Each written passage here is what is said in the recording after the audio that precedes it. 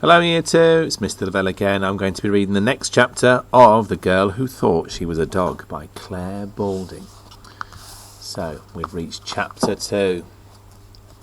First words. My granddaughter is a delight, Grandma beamed. Babysitting her is just like looking after a dog. I even found her trying to eat one of Twiglet's biscuits this morning, if you can believe that. Rosie frowned. Fennel looked up at her and lazily let her tongue hang out of the corner of her mouth, just like Twiglet did. I suppose it's not surprising when she spends so much time with him, Rosie said, but I hope you gave her a proper biscuit instead.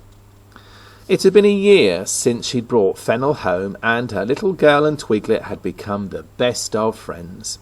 Oh, I don't think there's anything wrong with being a bit dog, Grandma said. I rather think I'd rather be with dogs than humans most of the time. Rosie picked up Fennel, who sniffed her behind the ear and then carefully licked her cheek. Don't worry, darling, Grandma chuckled. It's just a phase. She'll grow out of it. But Fennel did not grow out of it. As the year went on, Rosie began to observe that Fennel would much rather chase a ball in the garden than listen to a story, and if they were to avoid a tantrum of epic proportions, all her meals had to be served in a metal bowl rather than on a plate. Twiglet seemed to know exactly what Fennel meant if she gave a little bark or a whine, but despite Rosie's best efforts, Fennel had yet to say her first words. "Mumma," said Rosie, pointing to herself. "Mumma." Fennel barked. "Oh, well," Grandma said as Rosie's shoulders slumped. "It'll happen when she's ready." One Sunday morning, when 2-year-old Fennel was slurping up cereal from her bowl, she suddenly looked up. She pointed at her best friend and said, clear as anything, "Twiglet!" Rosie beamed at her. "Well done, darling. That's Twiglet. And what about me?" "Twiglet!" Fennel said again. Rosie laughed and texted her brother. Fennel just said her first word. "Wow! What did she say?" replied Uncle James. Rosie sent back the answer with a crying, laughing emoji. Her phone pinged straight away with a row of little dogs.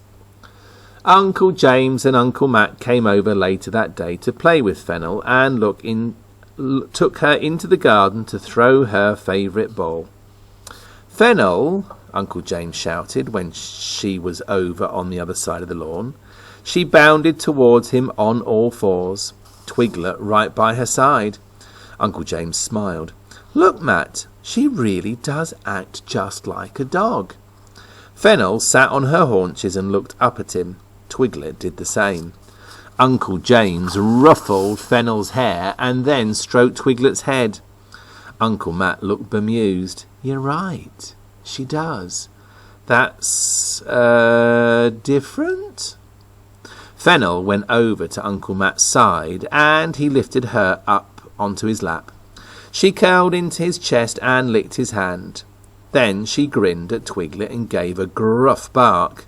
Uncle James laughed, but Twiglet's heart leaped as he realised she was trying to speak in his language.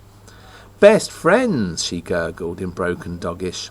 Twiglet wagged his tail excitedly and barked back, "Forever!" Fennel soon grew into a gentle and obedient toddler. As long as she was near Twiglet, she was never any trouble at all. But at bedtime, it was a different story. "I don't know what to do," Rosie said to Grandma, after yet another sleepless night of tears and tantrums. "She's got a lovely new bed and a beautiful nightlight, but she just won't go to sleep." "Have you tried letting Twiglet sleep in her room?" Grandma suggested. "Oh, I don't think that's a good idea. She's already so dependent on him." Grandma shrugged and gave her a knowing look. "If you're sure." But after a few more sleepless nights, Rosie was ready to try anything. Come on then, Twiglet, she said, opening the door to Fennel's room and letting him bound inside. Sure enough, as soon as she had her best friend cuddled up beside her, Fennel's tears stopped. Fennel was becoming more and more like Twiglet as the months passed. Whenever someone came to the house, Fennel would wag her bottom from side to side as if she had an invisible tail. She would occasionally stand up if she wanted to reach something, but mainly she stuck to crawling around on all fours. It seemed that if that was good enough for Twiglet, it was good enough for her. As much as her mum loved to see her happy, sometimes Rosie had to draw the line. Fennel, no! Get your face out of there! Fennel lifted her face from Twiglet's water bowl in surprise. She had been trying to scoop up the water with the end of her tongue like Twiglet, but human tongues weren't made like a dog's, and it was proving impossible. There was water all over the kitchen floor.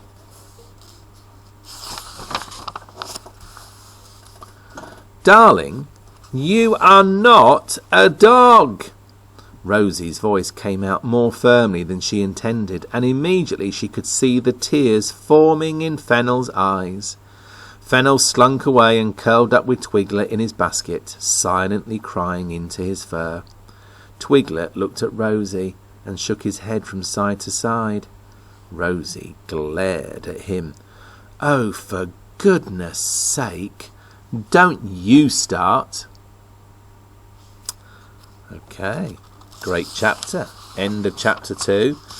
The next chapter, which we'll read tomorrow, chapter 3, is called Human Training.